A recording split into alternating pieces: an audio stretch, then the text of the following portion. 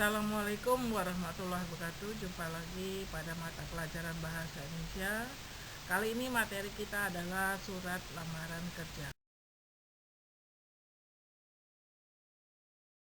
Baiklah, materi kita pada kelas 12 ini itu ada 6 bab. Bab pertama itu tentang menulis surat lamaran kerja atau pekerjaan. Bab kedua adalah menyelami sejarah Indonesia melalui karya sastra. Ketiga, editorial. Bab keempat, fenomena kehidupan dalam novel. Kemudian bab 5, gagasan di dalam artikel yang berupa fakta dan opini. Kemudian bab 6, menilai karya sastra melalui kritik dan esai. Setelah kita masuki kepada bab pertama, yaitu menulis surat lamaran pekerjaan. Nah, di dalam menulis surat lamaran pekerjaan yang akan kita bahas yaitu tentang isi dan sistematika surat lamaran pekerjaan itu sendiri. Kemudian kedua, simpulan sistematika dan unsur-unsur surat lamaran kerja. Ketiga, unsur kebahasaan surat lamaran pekerjaan. Keempat, penyusunan surat lamaran pekerjaan. Kemudian nanti kita laporkan kegiatan membaca buku fiksi dan non-fiksi. Di dalam materi surat lamaran pekerjaan, kali ini kita akan membahas tentang pengertian dan jenis surat lamaran pekerjaan. Pengertian dan fungsi surat lamaran pekerjaan itu yang untuk pengertiannya. Kemudian nanti kita bagi lagi jenis surat lamaran pekerjaan. Jadi ada dua, pengertian dan fungsi surat lamaran pekerjaan. Kedua, jenis surat lamaran pekerjaan. Baiklah, sekarang kita akan menjelaskan pengertian surat lamaran pekerjaan. Apa sih pengertian surat lamaran pekerjaan itu? Surat lamaran pekerjaan itu merupakan jenis surat pribadi resmi, permohonan kepada kantor perusahaan atau instansi tertentu. Kenapa dia disebut dengan surat pribadi resmi? Karena surat itu dikeluarkan oleh seseorang yang ditujukan kepada sebuah perusahaan atau instansi tertentu. Sedangkan fungsi surat lamaran pekerjaan itu pertama, sebagai tanda bukti tertulis pengajuan surat permohonan pekerjaan. Kedua, sebagai media atau alat komunikasi.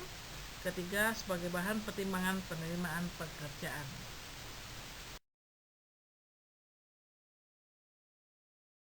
Baiklah, materi kita pada kelas 12 ini itu ada 6 bab.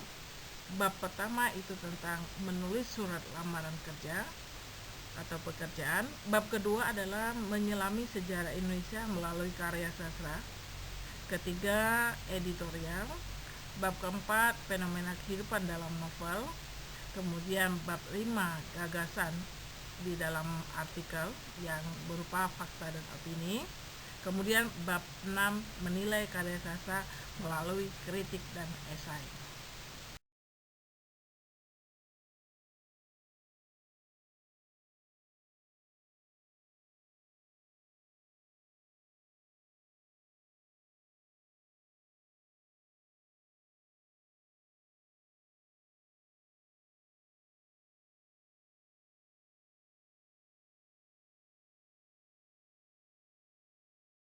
Nah, sekarang apa sih isi daripada surat lamaran pekerjaan itu?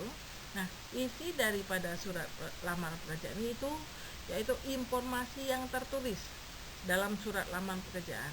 Nah, surat lamaran pekerjaan itu berisi permohonan seorang pelamar pekerjaan agar diterima bekerja di tempat yang ia lamar. Itu yang harus ada di dalam atau di isi dari surat lamaran pekerjaan. Baiklah, sekarang sistematika surat lamaran pekerjaan. Nah, sistematika lamaran pekerjaan itu beda dengan surat pribadi atau surat resmi yang lainnya. Untuk sistematika surat lamaran pekerjaan itu pertama, tempat dan tanggal pembuatan surat. Kemudian ada lampirannya ada berapa. Kemudian nama dan alamat surat tujuan, salam pembuka. Kemudian kelima, pembuka surat. 6, isi surat. 7, penutup. 8, salam penutup. Kemudian tanda tangan dan nama terang si pelamar.